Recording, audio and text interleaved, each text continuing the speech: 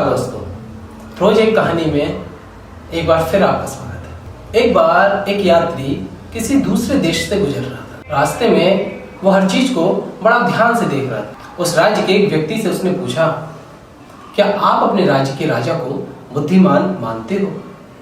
तो उस व्यक्ति ने कहा, हाँ, वर्तमान में तो राजा में कोई कमी नजर नहीं आती। तो उसने कहा, अच्छा, यदि ऐसा है तो आपके राजा को ये 3 प्रश्नों के उत्तर अवश्य पता होंगे कि पृथ्वी का केंद्र कहाँ है, आसमान में कितने तारे हैं और देवताओं का राजा कौन है। वो व्यक्ति राजा के पास गया और उसने राजा से कहा कि यदि आप बुद्धिमान हैं तो इन 3 प्रश्नों के उत्तर बताइए कि पृथ्वी का केंद्र कहाँ है, आसमान में कितने तारे हैं और देवताओं के राजा का नाम क्या है। राजा को इस प्रश्न का उत्तर नहीं पता था। उसने दूसरे दिन अपने दरबारियों को बुलाया और सबके सामने ये प्रश्न रखा। राजा के दरबार में किसी को भी इसका उत्तर नहीं पता था। राजा ने आदेश दिया कि इन सारे दरबारियों के सर कलम कर दिए जाएं, इनके सर काट दिए जाएं। अब क्योंकि राजा का आदेश था तो उसका पालन तो करना ही था। बहुत सारे लोगों के सर काट दिए गए। दूसरे दिन राजा ने अपने मंत्रियों और उनके दरबार के बड़े पंडितों को बुलाया, किंतु राजा के मंत्रियों और दरबार के पंडितों को भी इन प्रश्नों के उत्तर नहीं पता थे। राजा ने आदेश दिया कि इन लोगों के सरों को भी काट दिया जाए। तीसरे दिन बारी थी राज पंडित की। राज पंडित के सामने जब राजा ने ये प्रश्न रखे तो राज पंडित के पैर कांपने लगे। उसे पता था कि इतने सारे लोगों के सर राजा कटवा चुके हैं। यदि मैं इन प्रश्नों का उत्तर नहीं दे पाया तो अवश्य मेरा भी सर कटवा दिया जाएगा। राज पंडित ने डरते डरते राजा से कहा कि आपके 3 प्रश्नों का उत्तर मैं कल दे पाऊंगा, मुझे थोड़ा सा विचार करना होगा, इसलिए मुझे थोड़ा सा समय दे। राजा ने कहा, ठीक है, मैं तुम्हें कल तक का समय देता हूं। कल तुम्हें दरबार में प्रस्तुत होके मुझे इन 3 प्रश्नों के उत्तर देने हैं। राज पंडित ने राजा से 1 दिन का जीवन तो ले लिया था, परंतु वो समझ नहीं पा रहा था कि इस समस्या का हल कैसे निकाले। राज पंडित इस समस्या में डूबे हुए अपने विश्राम गृह में विश्राम कर रहे थे। तभी उनका बकरी चराने वाला उनके पास आया और बोला, आप कुछ परेशान नजर आ रहे हैं, क्या हुआ? मुझे बताइए, हो सकता है मैं आपकी समस्या का हल निकाल पाऊं। राज पंडित ने कहा कि राजा ने मुझसे 3 प्रश्न पूछे और यदि मैंने इन प्रश्नों का हल नहीं दिया तो मेरा सर काट दिया जाएगा।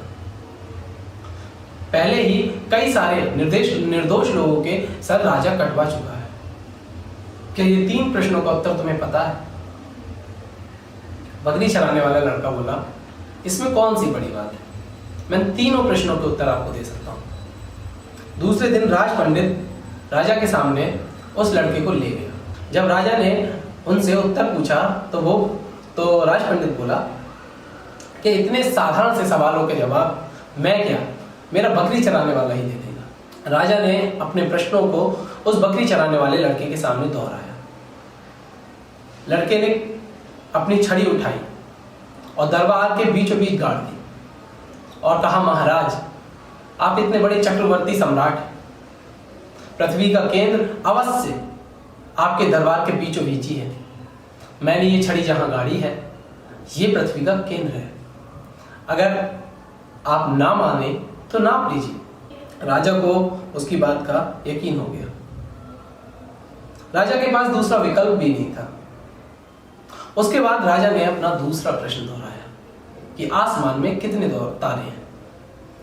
बकरी चराने वाले लड़के ने जो बकरी की खाल ओढ़े हुए था उस खाल को नीचे डाल दिया और कहा कि इस खाल में जितने बाल हैं इतने ही आसमान में तारे हैं।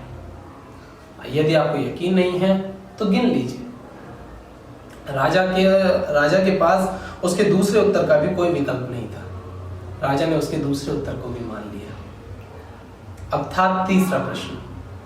राजा ने अपना तीसरा प्रश्न लड़के के सामने दोहराया कि देवताओं का राजा कौन है। लड़के ने कहा कि मैं इस प्रश्न का उत्तर ऐसे नहीं दूंगा। पहले मुझे नहला धुला के, सज सवार के, मुकुट पहना के इस 2 सिंगों वाले सिंहासन में बिठाइए। ऐसा ही किया गया। लड़के को नहला धुला के, सज सवार के, मुकुट पहना के उस 2 सिंगों वाले सिंहासन पे बिठाया गया। उस सिंहासन पे बैठते ही उस नए राजा ने आदेश दिया कि इस अहंकारी और दुराचारी राजा को पकड़ के कारागार में डाल दिया जाए। इस राजा ने इतने सारे निर्दोष लोगों की गले काट दिए। ऐसा ही किया गया। उस राजा को पकड़ के कारागार में डाल दिया गया और उस नवयुवक को उस राज्य का राजा बना दिया गया। लड़के ने कहा कि इसी तरह देवताओं के राजा इंद्र भी न्याय करते हैं जैसे मैंने किया। दोस्तों, इस कहानी से हमें शिक्षा मिलती है कि यदि किसी राज्य को चलाने वाला, किसी देश का राजा, किसी राज्य पर शासन करने वाला यदि मूर्ख है तो उस राज्य को, उस देश को नष्ट होने से कोई नहीं बचा सकता। इसी के साथ धन्यवाद।